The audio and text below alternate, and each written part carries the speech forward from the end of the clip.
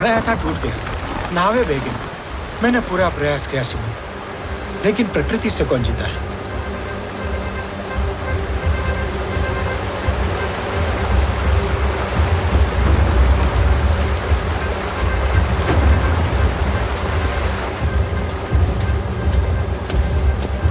जब तक पानी का स्तर नीचे नहीं आ जाता, हम पुल दोबारा बनाना शुरू नहीं कर सकते।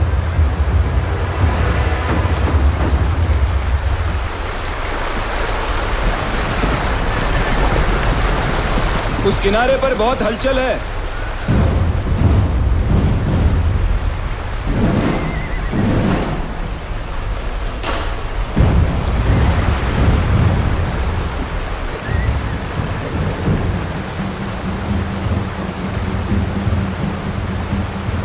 ये अब्दाली की फौज है। नजीबुद्दौला की फौज भी साथ में है।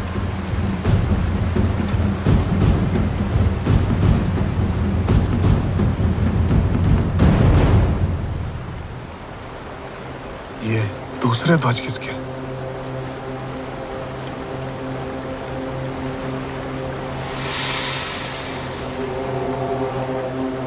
क्षमा करिए, बुरा समाचार है।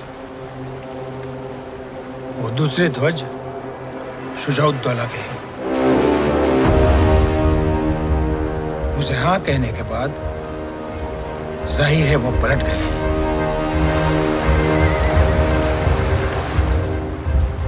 शुजाउद्दौला ने हमारे साथ विश्वासघात किया है।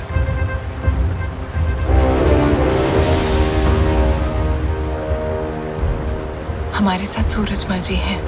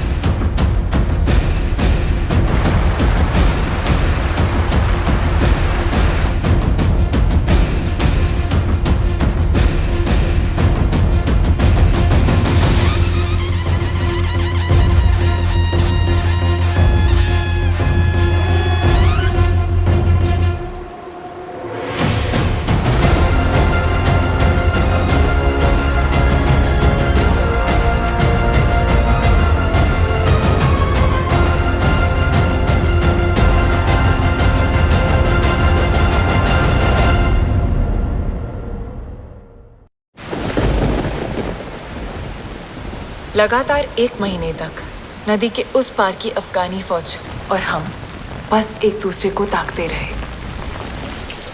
जो मुहिम अब तक उमंगों भरी थी, अब अपना भयानक चेहरा दिखाने लगी। श्रीमंत, पुल नहीं बन सकता। बारिश भी रुकने का नाम नहीं ले रही है। भला पानी कैसे उतरेगा? भोजन और सामग्री भी समाप्त होने के कगार पे है। कब तक प्रतीक्षा करें? श्रीमंत, आज्ञा हो तो मैं एक सुझाव दूं? जी कहिए। मैं समझता हूं हमें वापस लौट जाना चाहिए। अगले वर्ष दोबारा आ जाएंगे, बरसात से पहले। और अब्दाली को लूटपाट और मारकाट करने की खुली छूट दे दी। हाँ मल्हारराव जी। नहीं, बड़े हुए कदम वापस नहीं लौटते। फिर हम क्या करें?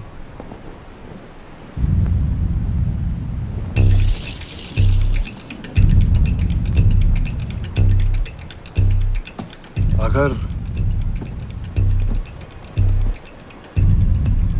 हम नदी पार नहीं कर सकते तो इसका मतलब वो भी नहीं कर सकता। हाँ तो हम पीछे लौटने के बजाय आगे बढ़ेंगे। मैं नहीं समझो। राजा जी, हमारी योजना क्या थी? हम रोहिलाबाद में नजीब और अब्दाली को परास्त करके दिल्ली जाएंगे।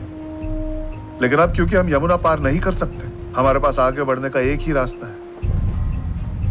हम यमुना के साथ साथ इस किनारे से लगकर दिल्ली की तरफ जाएंगे और दिल्ली हासिल करेंगे।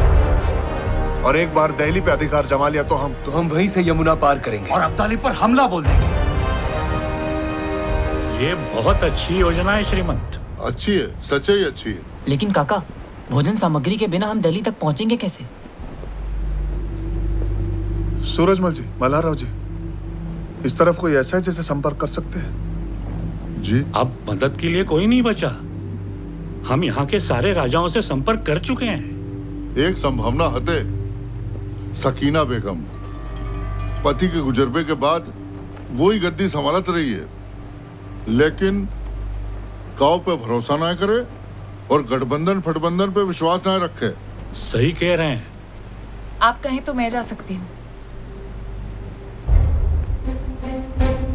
लेकिन वहीनी, वो किसी से मिलती ही नहीं है। एक औरत से मिलने के लिए तैयार हो जाए शायद।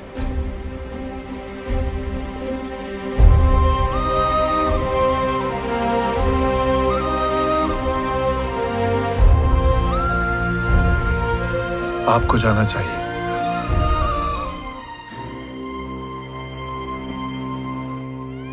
नम्रता और दृढ़ता ऐसी चाबियां हैं जिनसे कोई भी ताला खोला जा सकता है। कई संदेश भेजने के बाद सकीना बेगम मुझसे मिलने के लिए तैयार हो गई। चश्मे नूर, राहते दर्दे रियाया, जीनते मुल्क, बेगम सकीना तशरीफ ला रही हैं। श्रीमंत सदाशिवराव भाऊ पेशवा की धर्मपत्नी पेशवीन पार्वतीबाई। तशरीफ रखिए।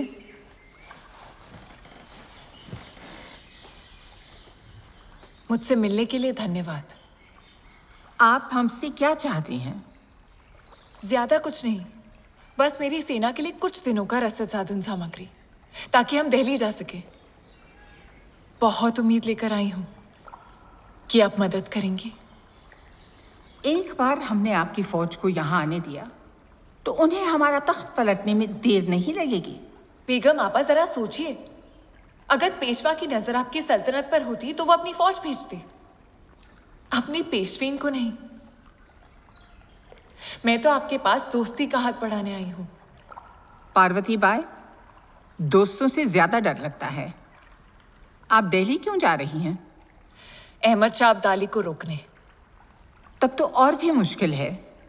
अगर हमने आपकी मदद की तो अब्दाली हमारी रियाया को तबाह कर देगा। ऐसी ही एक जंग में हम अपना शौहर खो चुके हैं। जंग तो मर्दों के अहम का, अना का खेल है। खुद फना हो जाते हैं और बेवाओं और लावारिस बच्चों को रोता बिलखता छोड़ जाते हैं। मैं समझ सकती हूँ आपा, पर फिर भी ये जानकारी मुझे रोक नहीं पाई। कोसों दूर से जान हथेली पर रखकर अपने पति के साथ आई हूं, क्योंकि मुझे उनके नेक इरादों पर पूरा भरोसा है। उनकी जंग इस देश के लिए है। आपके स्वर्गीय शौहर ने भी इसी देश के लिए अपना बलिदान दिया था ना? हाँ, बलिदान?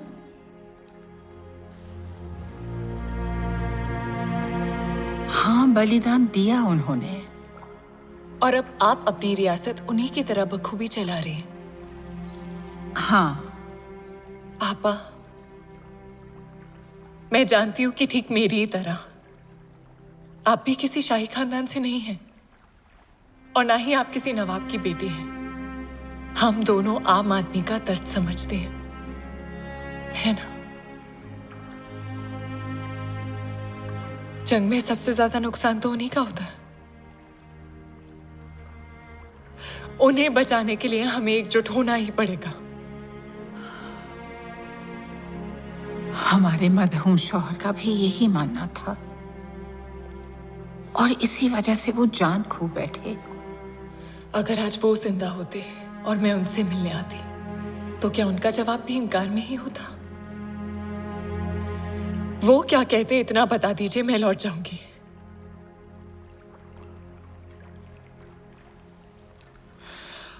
वो कहते,